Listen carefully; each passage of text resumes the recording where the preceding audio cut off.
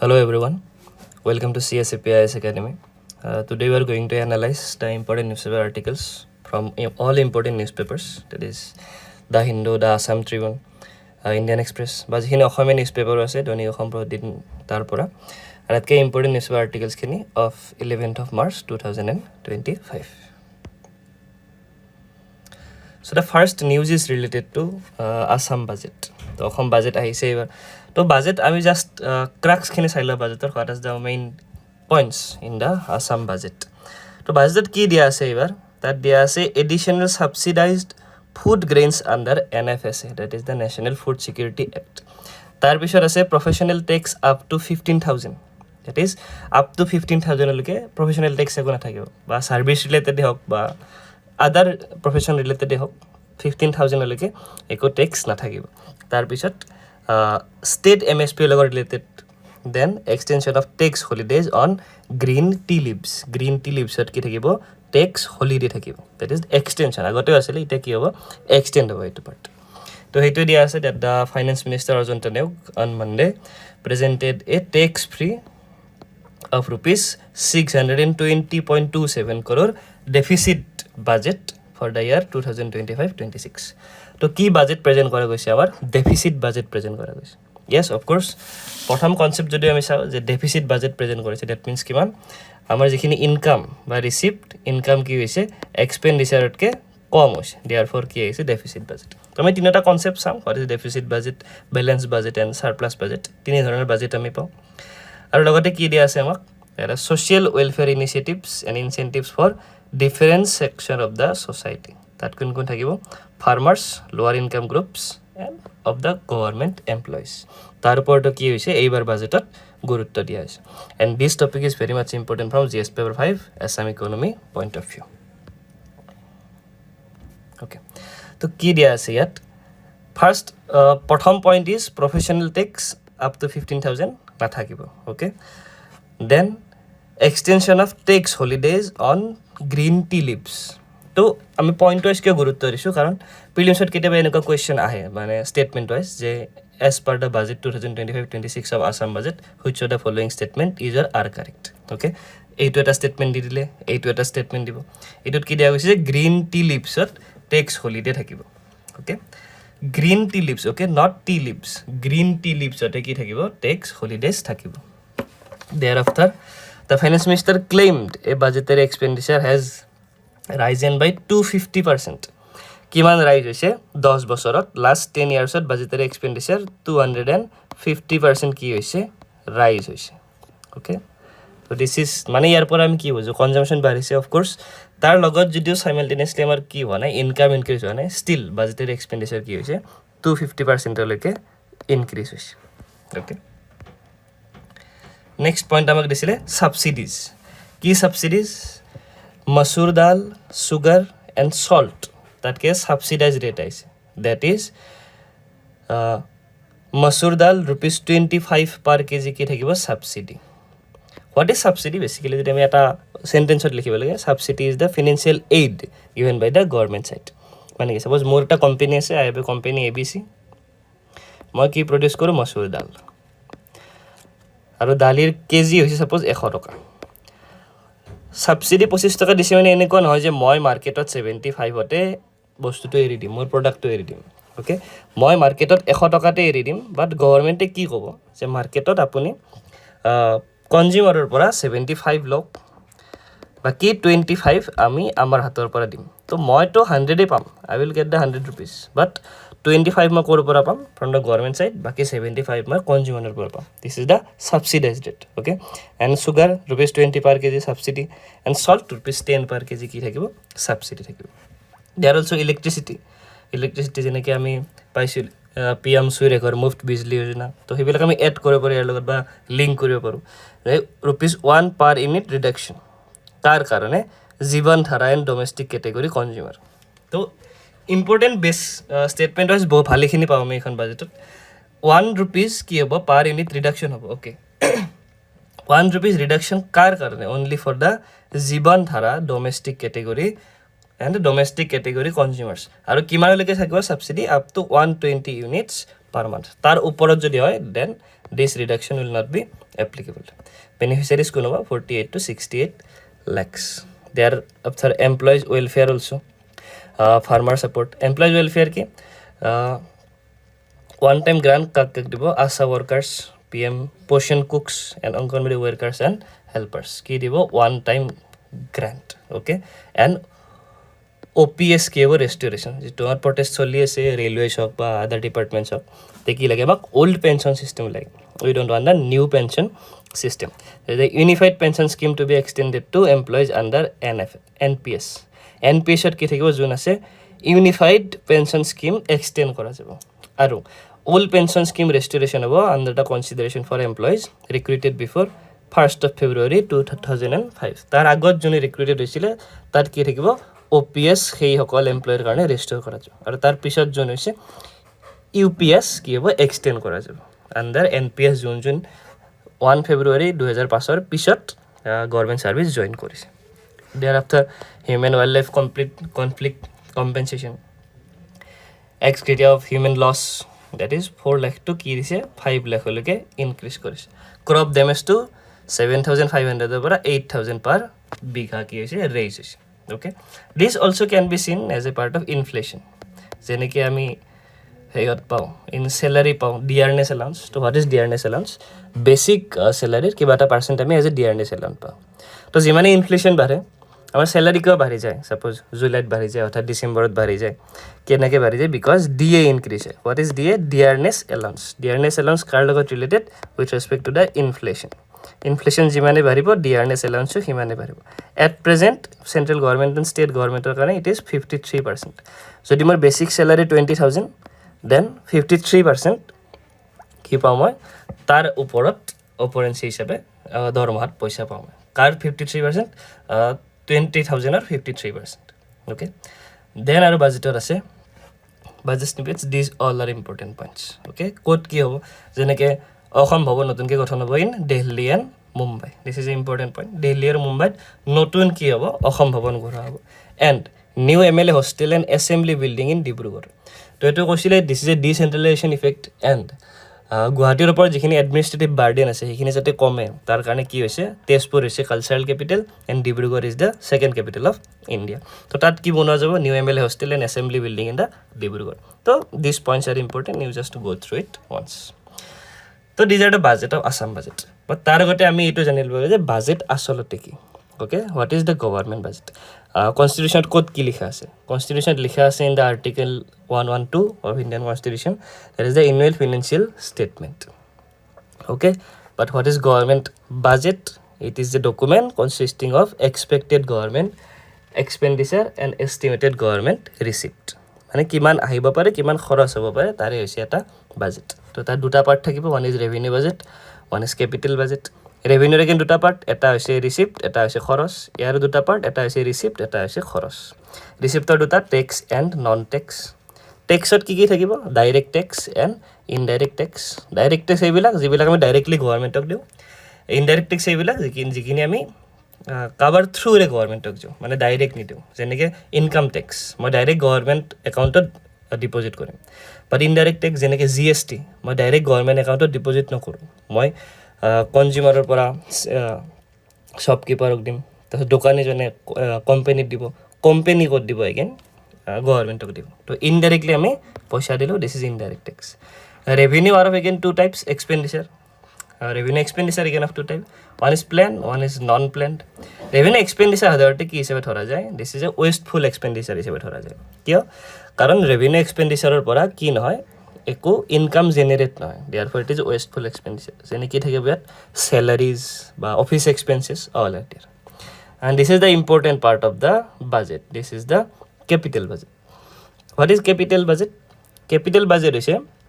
কিবা এটা বস্তু আমি কিনা বা কিবা এটা বস্তু বিক্ৰী কৰা capital receipt দুটা টাইপৰ থাকে one is debt capital receipt one is non debt capital receipt debt capital receipt means মই যদি লোন লওঁ ওকে লোন ললো মানে কি মোৰ একাউণ্টত পইচা ক্ৰেডিট হ'ল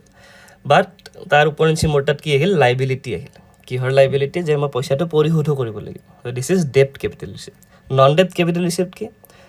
suppose মোৰ গাড়ীখন মই আজি বিক্ৰী কৰি দিলোঁ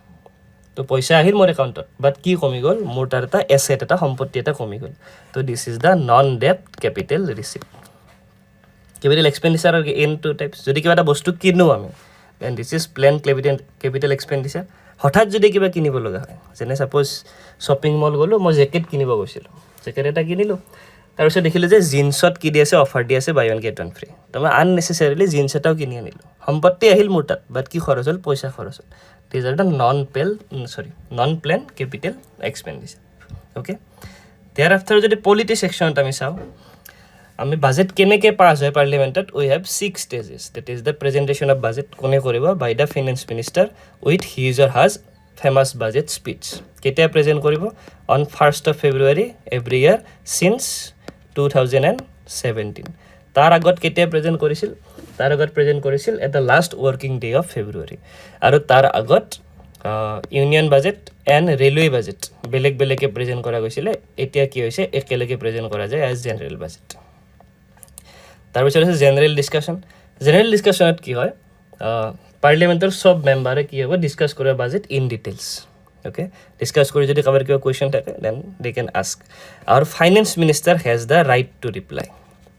ফাইনেন্স মিনিষ্টাৰ কি থাকে যদি কিবা কুৱেশ্যন কৰা যায় has the right to reply তাৰ মানে এনে নহয় যে ফাইনেন্স মিনিষ্টাৰ মাষ্ট ৰিপ্লাই তাৰ মানে আছে ফাইনেন্স মিনিষ্টাৰ ৰিপ্লাই দিব পাৰে সেইটো ফাইনেন্স মিনিষ্টাৰৰ অধিকাৰ আছে thereafter scrutiny by departmental committees scrutiny কি হ'ব ডিপাৰ্টমেণ্টেল কমিটি আছে আমাৰ টোটেল 24খন গোটেই 24খন ডিপাৰ্টমেণ্টেল কমিটিয়ে বাজেটখন ইন ডিটেইল স্ক্ৰুটিনাইজ কৰিব আৰু দুয়োখন হাউচতে ছেপাৰেটলি ছাবমিট কৰিব অ'কে তাৰপিছত আহি voting on demand for grants there are total 141 demands among them 103 are civilian demand 6 are defence demand and 32 are railway demand এই চব কি হ'ব ছেপাৰেটকৈ পাছ কৰা যাব ভোট হ'ব ডিমাণ্ডছত অ'কে আৰু তাত কি ইণ্ট্ৰডিউচ হ'ব কাট মোশ্যনছ ইণ্ট্ৰডিউচ হ'ব যিটো আছে policy cut economy cut and token cut motion okay তাৰপিছত আহে পাছিং অফ এপ্ৰপ্ৰিয়েশ্যন বিল তো লক্ষ্মীকান্ত কিতাপখনতে এটা লাইন এনেকৈ লিখাই আছে that the no money shall be withdrawn from the consolidated fund of India except an appropriation bill মানে কি যিটো 266ত লিখা আছে কনচলিডেটেড ফাণ্ড অফ ইণ্ডিয়া তাৰ পৰা গভৰ্ণমেণ্টে এটকা উইথড্ৰ কৰিব নোৱাৰে যেতিয়ালৈকে এখন এপ্ৰপ্ৰিয়েশ্যন বিল পাছ কৰা নাযায় অ'কে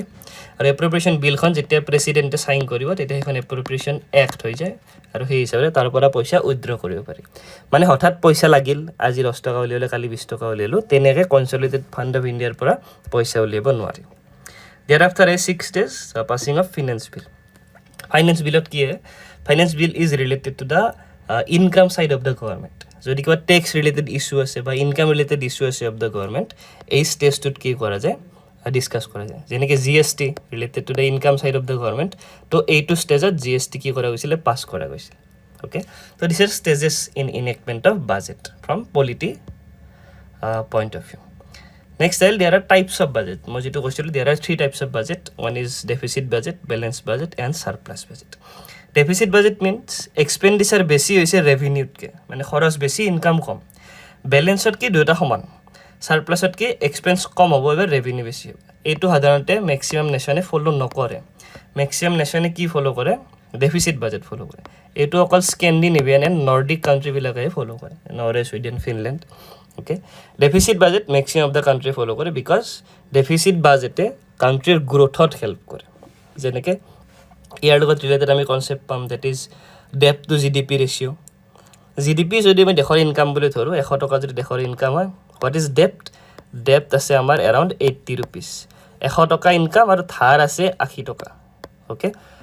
তো this is ডেপ্ট two GDP ratio' that is 80/100 is hour ডেপ্ট two GDP ratio' তো ডেপ্ট again of 2 types internal ডেপ্ট and external ডেপ্ট মানে চৰকাৰে দেশৰ মানুহৰ পৰাই পইচা লৈছে বা দেশৰ বাহিৰৰ মানুহৰ পৰা পইচা লৈছে তো these are the types of budget okay তো বাজেট ডেফিচিটত কি হয় যেনেকৈ FRBM এক্ট আমি পাইছোঁ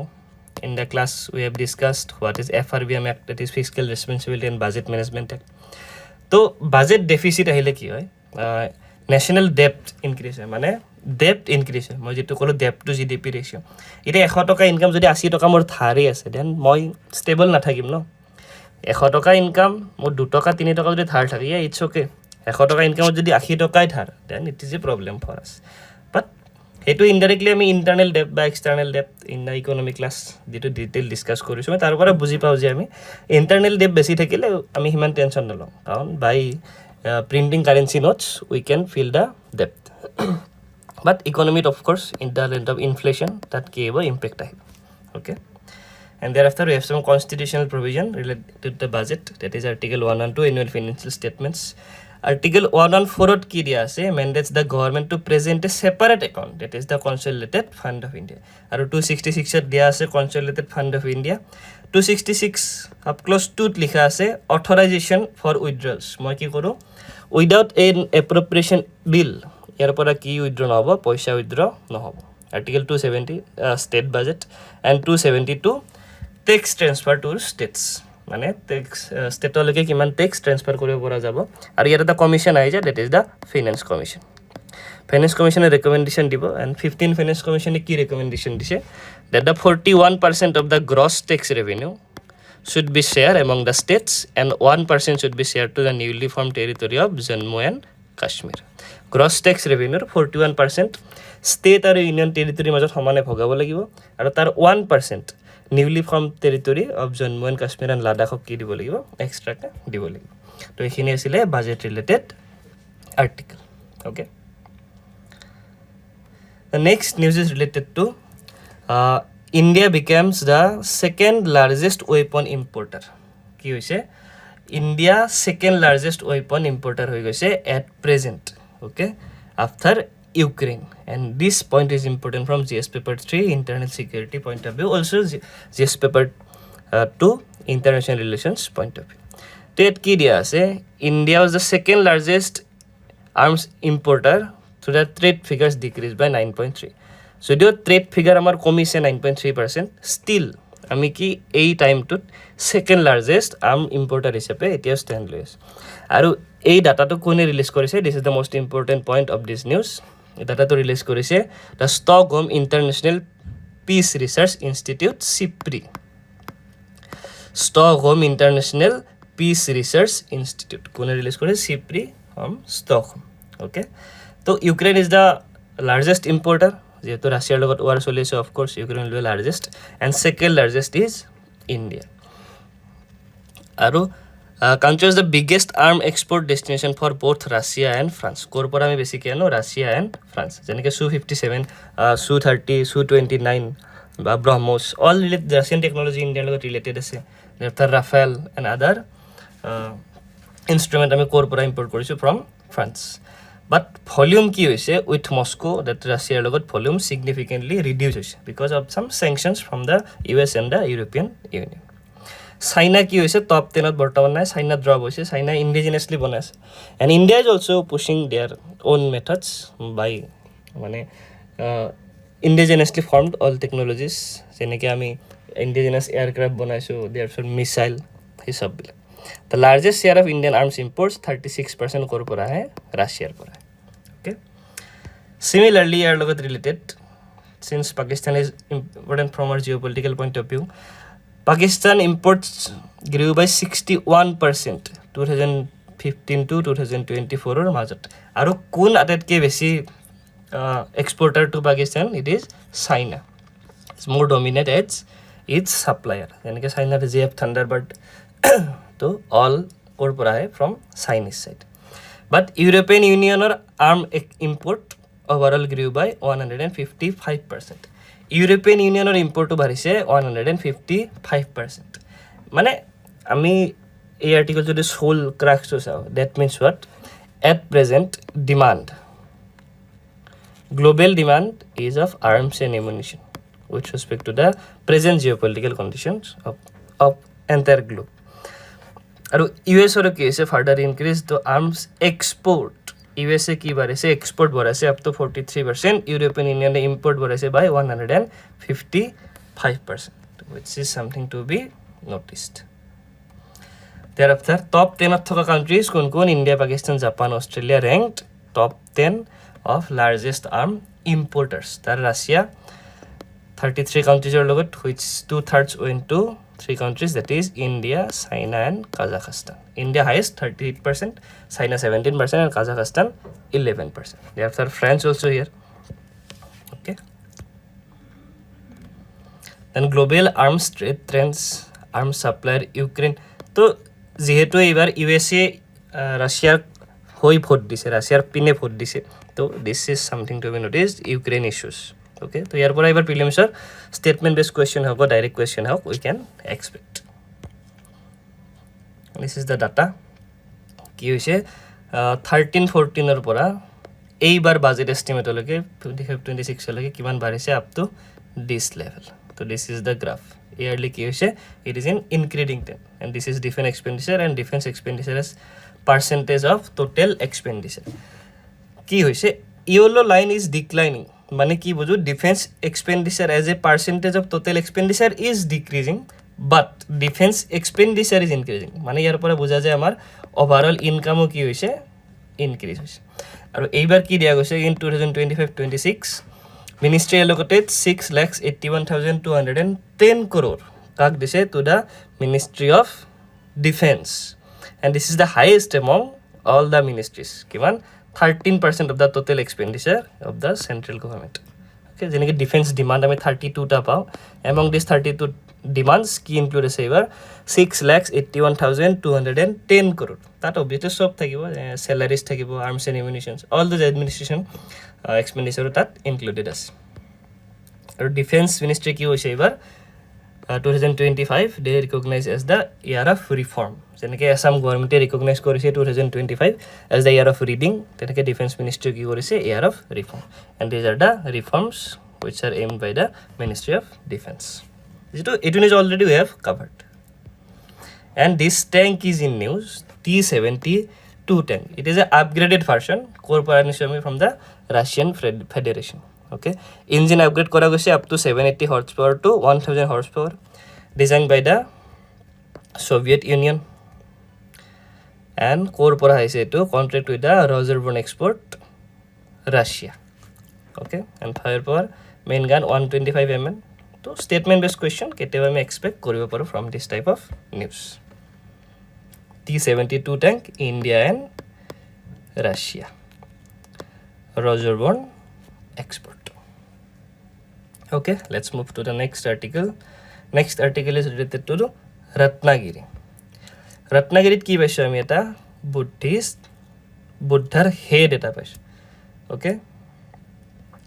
the excavation worked at 15th to 13th century Buddhist complex in Ratnagiri has unearthed a colossal Buddha head to কি পোৱা গৈছে তাত colossal Buddha head এটা পোৱা গৈছে okay তো Ratnagiri যেটো আমি ত্ৰিমূৰ্তি বুলি কওঁ one of the three jewels okay Ratnagiri literally hill of jewels okay quote location ase 100 km from the Bhubaneswar is the capital of Orissa Ratnagiri logot related again dukhon place ahi jay which is called as the diamond triangle kakka koy one is Ratnagiri Udaygiri thereafter Lalitgiri tinota place ki bolu koa jay it is called as the diamond triangle okay according to the Orissa's tourism Lalitgiri ki koa jay also known as Nalitgiri among the locals Lalitgiri local shot Nalitgiri হিসাবেও জনা আছে and of the important findings from site is relic casket comprising of containers made of condylite steelite silver and gold তো coat এইখিনি coat পোৱা গৈছে in Lalitgiri next Udaygiri কিহৰ কাৰণে বিখ্যাত Udaygirit কি বললাম Udaygirit sculptures বা sculptures পোৱা যোৱা নাই as like Lalitgiri and Ratnagiri okay and Ratnagiri site is believed to be an important early center of Vajrayana jene Buddhism or sects bilak paw ami Mahayana Vajrayana okay and thunderbolt or diamond power through Vajra jak koa jay thunderbolt or diamond Vajra ki koa jay thunderbolt ba diamond related to ki Ratnagiri to base jodi directly ami examination point of view pora sa ami ki sabo yat dynasty sabo paro that is Ratnagiri monastery is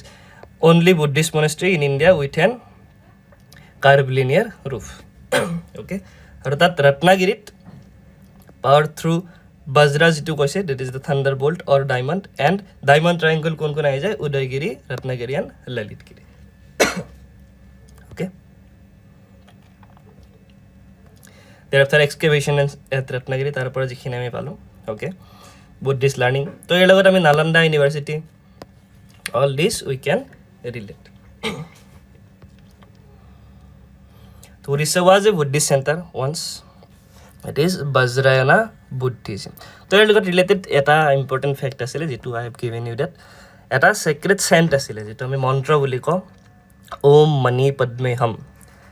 Om Mani Padme Hum means the jewel is indeed in the lotus. Jewel code ase in the lotus. Podum phul tut ki ase jewel. Okay. So this is a scent from the Vajrayana Buddhism. So I personally feel that enka dhoroner question ebar ami prelims ot expect koribo paro, particularly this one. Okay. Okay. So ekhine asile from our side today, and even tomorrow also baki jekhine important newspaper articles thakibo ba ajir jodi ko important newspaper articles ase which you feel that ekhine cover koribo lagisil, of course drop a comment in the comment box. We'll look after it tomorrow. So ajir newspaper analysis video to ekhine asile. Hope you liked it, and thanks for watching.